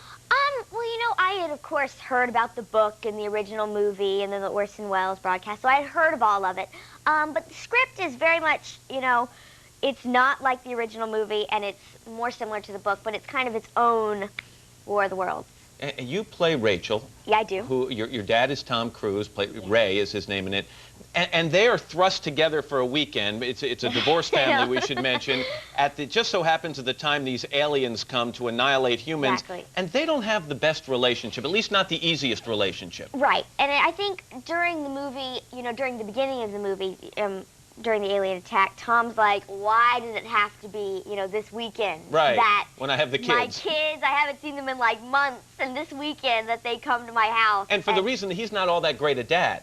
At least he hasn't had a lot of practice at it. Right, he hasn't had a lot of practice, but he has the potential to be a great dad. And right. He's kind of, you know, while we're trying to, you know, save each other's lives, he's kind of learning who we are. Some of the most intense scenes are these kind of sweeping panoramic views of the aliens attacking. But what I thought were even probably more disturbing were almost the claustrophobic scenes. When you and Tom Cruise's character and Tim Robbins' character are in this basement, basically surrounded by the aliens. What was that like to shoot? Right. When we were there, you know, the first day that we came in there, because that was a really intense sequence, you know, when we were doing that. And, you know, when I was there, I was like, oh, I can't even imagine having to hide in this place, you know, for like weeks. You actually worked with a lot of special effects, and there's one scene in the basement where you basically come face to face with one of the probes from the tripod, the alien tripods. Yeah. You let out this blood-curdling scream. How many times did you have to do that? We did that a couple because it involved, you know, the special effects. So we did that a lot. What did you use mentally to get you to the point where you could give that kind of a scream? Well, there was actually a model of the probe in front of my face. So I actually had something to look at. And it's kind of weird looking, you know, because it's like really metal and it looks slimy at the same time. Well, give me the scream. Come on. Wait, audio booth, turn down the pots real quickly. Are you ready? Yeah. It's like dishes break. It's like it's at a decibel level that I think dogs can only hear that at some points. I mean, that's incredible. It really is. Did you drive everybody nuts in that set with that? You know, everybody was like, stop! Stop! That's a take. That's a pie. That's Steven, instead of saying cut, he'd be like, stop! Listen to me, there's three of us.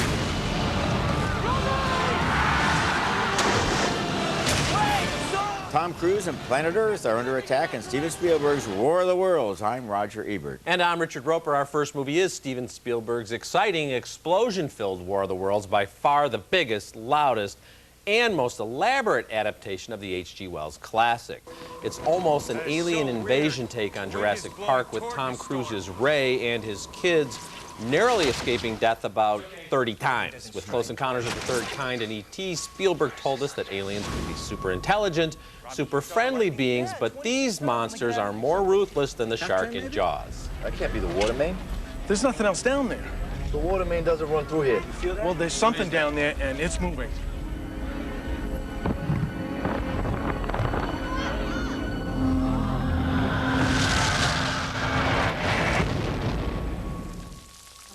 Now, Ray isn't one of those regular guy movie characters who then turn into a superhero by circumstances. In fact, he's a lousy father, and at first he's not particularly brave or resourceful, but his paternal instincts do kick in after the monsters attack.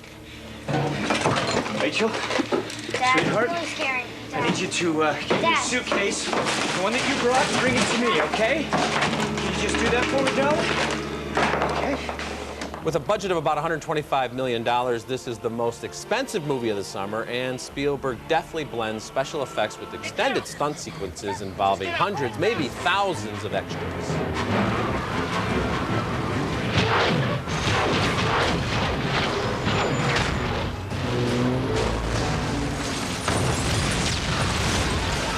But that's also the film's shortcoming. Other than Cruise and his daughter, played by the amazing and ubiquitous Dakota Fanning, we really don't get to know any of the characters, nor do the aliens have much personality beyond their insatiable hunger for human blood.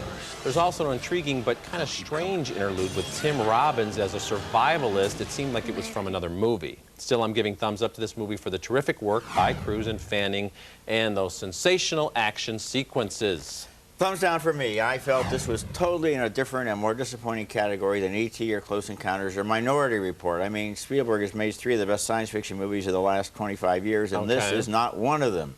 The alien tripods are clunky and clangy and old-fashioned. No, well, they're supposed to be old-fashioned. They're based on the H.G. Wells original version of it. That was set in 1898, so set the movie in 1898, because, you know, tripods don't even make sense. They're not stable. They should have 4 legs instead of 3. So you're hung up on the tripod. They've been waiting for 1 million years underneath the ground, and they haven't been found by anybody digging a subway or putting in an electric line. They're deep, deep. They're the core where Hillary Swank once went, way down there. They're waiting 1 million years, and then when they come up, what they want to do is zap us with death rays and suck our blood? Well, I mean... After 1 million years, couldn't they come up with anything better than that? Well, Well, and then, they're hungry. And then they're hungry. Tom Cruise is basically just in the foreground holding Dakota Fanning and thinking about things he can do to try to protect his family from these ridiculous mechanical monsters. I mean, it's like the Iron Giant is svelte compared to them. I think you're really hung up on the whole tripod alien I didn't like the tripods. element. I did not like the tripods. They were not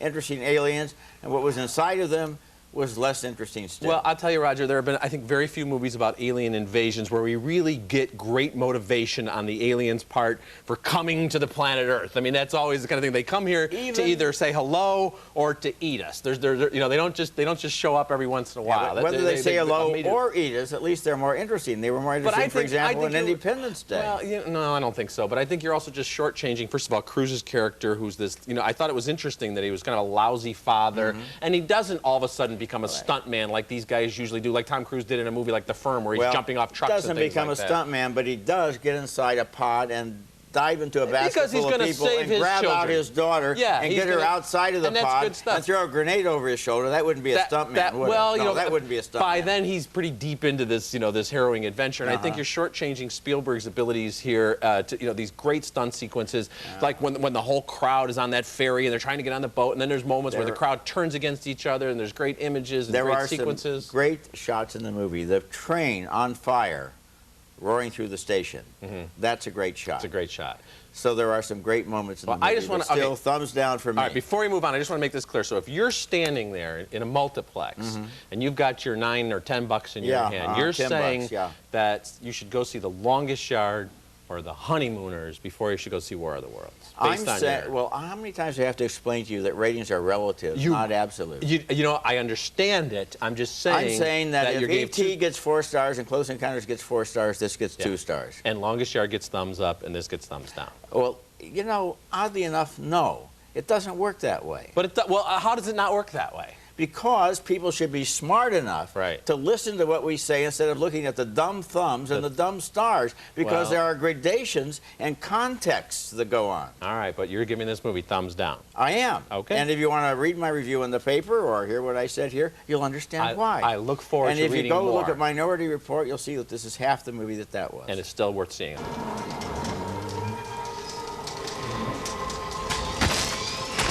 Is the lightning back? This is something else. I don't know what they expect to find when they got here, but they found us. War of the Worlds, rated PG-13, this Wednesday.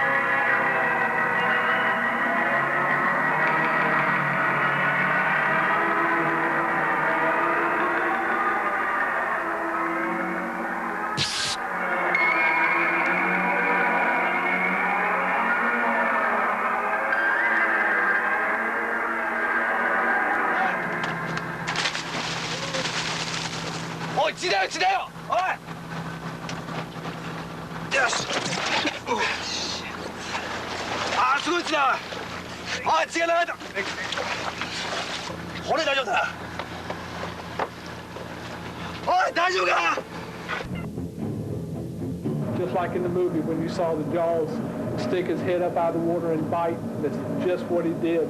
Just when you thought it was safe to go back in the water, we've got the latest word on shark attacks. I'm Bill McAtee.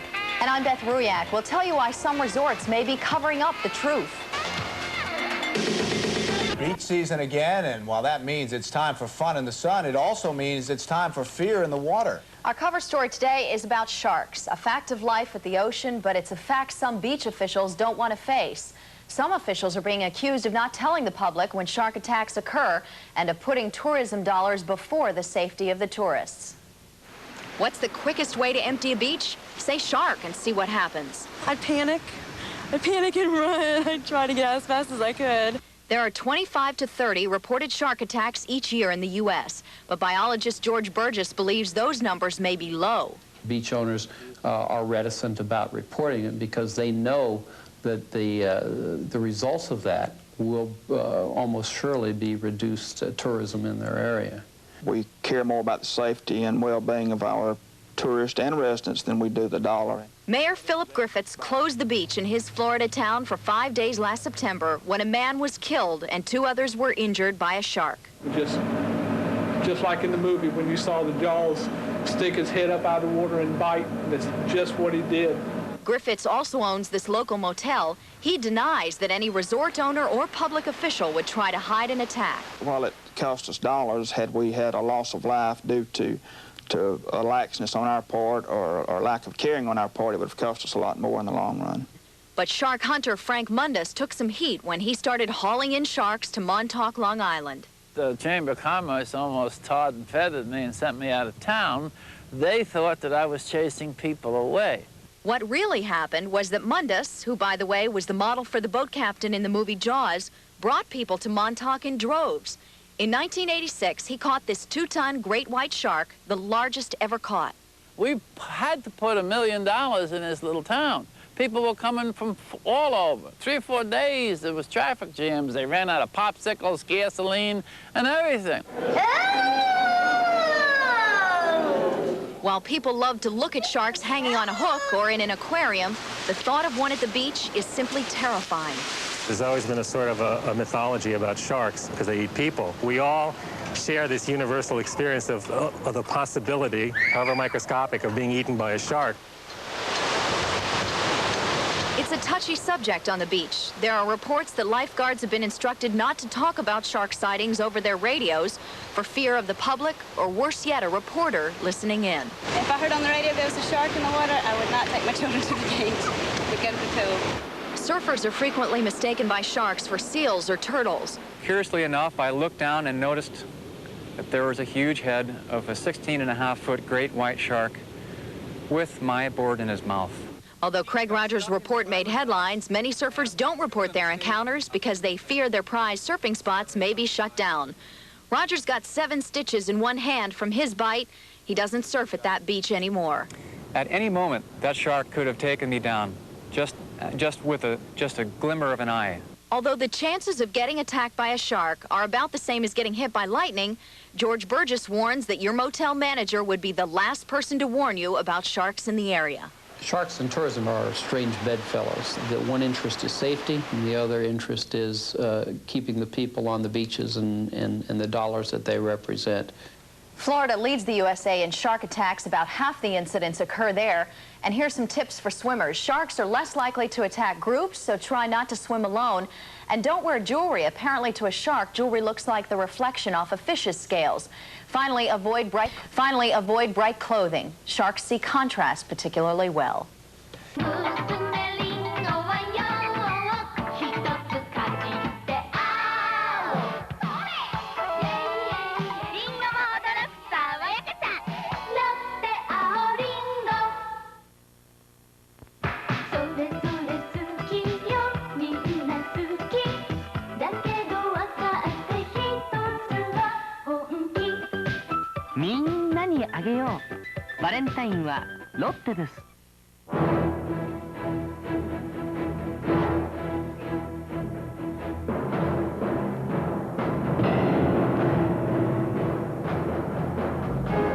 オーストラリア、この広大な島大陸を包む青い海には戦慄すべき大自然の恐怖が隠されている。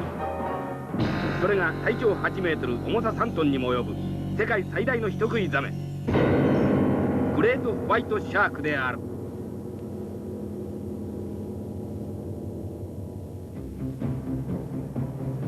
オーストラリアではこの恐るべき人食いザメの襲撃により現在でも無残に命を奪われる人が後を絶たない。そのために特に海水浴場などでは空からの監視を怠ることができない。沖合から姿を見せずに近づき一撃で死をもたらす人食いザメこそまさに海の殺人鬼なのだ。発見した場合は直ちに無線連絡および空からサイレンによって警報が発せられる。一方海水浴の客もその恐ろしさを十分知らされており、警報を聞くや直ちに岸へ退避するよう日頃から厳しい訓練を受けている。さらにその危険を防ぐためにさまざまな方法が用いられている。海水浴場では各所にこのように鉄製の囲いが設けられており、サメ出現の場合はこの中以外の場所は全て遊泳禁止となるのである。オーストラリアではこうした大掛かりな危険防止策を講じているにもかかわらず、今もって被害をなくすことができない。そして凶悪無比、重さ3トンにも達する巨大な海の悪魔グレートホワイトシャークは太さ20ミリもの鉄骨の檻さえ破壊してしまうことがあるという。オーストラリアにおいてはこの戦慄すべき人食いザメが沿岸海域一帯に広く分布している。そしてその行動は実に神出鬼没。獲物を発見するや数十メートルの海中から一挙に浮上、瞬時にして襲いかかってくるのである。また性質も極めて貪欲で残忍、強大な顎と鋭い歯を持って噛み砕き腹中にする。そして時には体長の半分もある獲物でさえ一気に飲み込むこともあるという。かつて恐怖のパニック映画として大きな話題を呼んだジョーズがこのグレートホワイトシャークをモデルにしたものとすれば、おのずとその凶悪ぶりを想像することができよう。彼は自分以外の生き物は全て食欲を満たすための獲物であり、共食いすら稀ではないのだ。ひとたび血の匂いを嗅ぎ取るや相手構わず猛然と襲いかかり、仲間であってさえその肉をむさぼり食うのである。その姿こそまさに海の殺戮者に他ならない。そしてこの危険極まりない人食いザメの攻撃を未然に防ぐ手立ては今もって全くないのである。オーストラリアではこのグレートホワイトシャークのために毎年何人もの人が餌食になっており、ここ10年余りの間に被害は数十人に達している。我々水曜スペシャル取材班はこの恐怖の人食いザメを追って魔の海に挑戦した。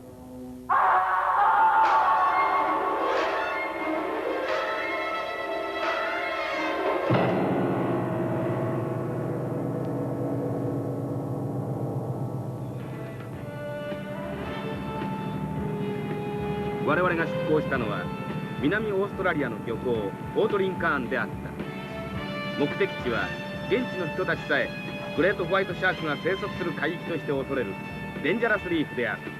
この海域には水面下に広く岩礁が広がり、群れる魚を追ってサメが集まってくる。長さ8メートル、重さ3トンにも達するというグレートホワイトシャーク、その姿は一体いかなるものなのであろうか。我々が得た情報ではこの巨体の攻撃によってボートが粉々に打ち砕かれた例もあり、また漁船が転覆させられる場合もあるという。ダイバーを収容する堅固なこの鉄製の檻でさえ想像を絶するその攻撃を防ぎうる確信はなかった。事実一見波静かな海面直下には恐るべき危険が待っていたのである。目的の海域に達するや直ちに海に血を流し人食いザメを誘った。彼らはこの血の匂いに極めて敏感であり、はるか数キロ先からでも嗅ぎ取り、しかもその瞬間から凶暴な悪魔になる。我々の目的はその恐怖の人食いザメグレートホワイトシャークを発見捕らえようとするものであった。そのために水中で待機、この海の怪物を迎え撃とうというのである。果たしてグレートホワイトシャークは一体どこから出現してくるのか。だがその瞬間はある日突然訪れたのである。我々が水中に入るや否やいずこからともなく突如出現したのだ。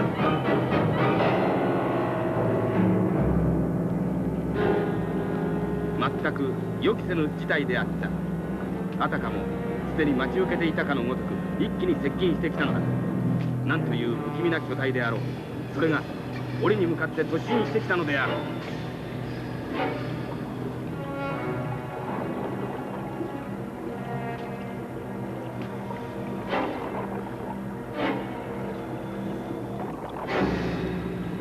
鋭い牙が檻に当たりガリガリと不気味な音を立てた。食い破られるのではないかと思った。体当たりのたびに強烈なショックを受ける。全く生きた心地がしなかった。目の当たりにしたグレートホワイトシャーク、それはこの世のものとも思えぬ驚くべき巨大な人食いザメだったのである。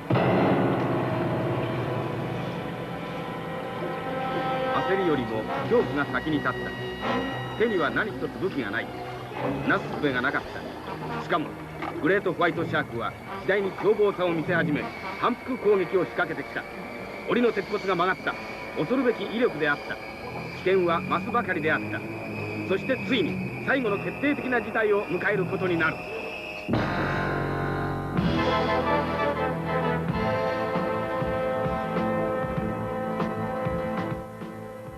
暮らしを見つめるライオンと各社がお送りします。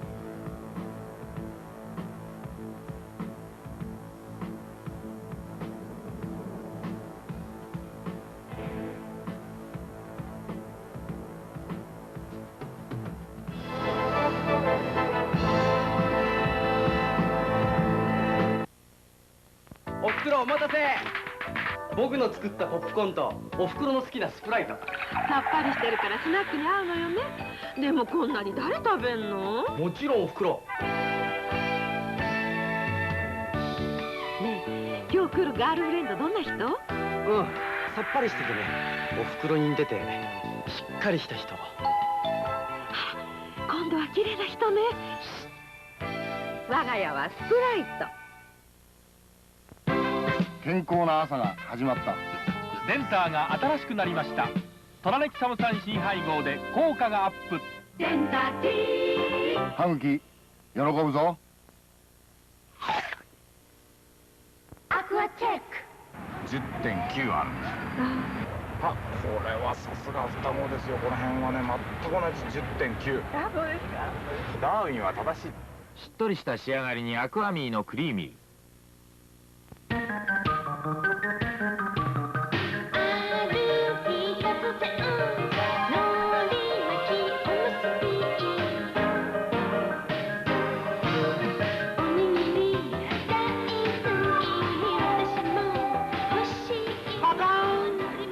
何？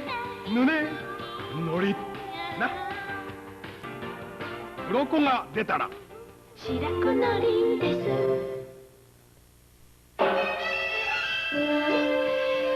グレートホワイトシャーク、現在知られている魚類の中でも最も獰猛で攻撃心が強い怪物のごとき巨大な人食いザメである。そしてその主な生息地が南オーストラリアの沖合に広がるデンジャラスリーフ海域なのだ。我々はグレートホワイトシャークと思ったのだ。このタイガーシャークもまた人食いザメとして恐れられてはいる。だがその力ははるか遠くに及ばない。体長8メートル、重さ3トンにも達するグレートホワイトシャークとの戦いは500日もの長い時間を費やしてもまだ終わってはいなかったのである。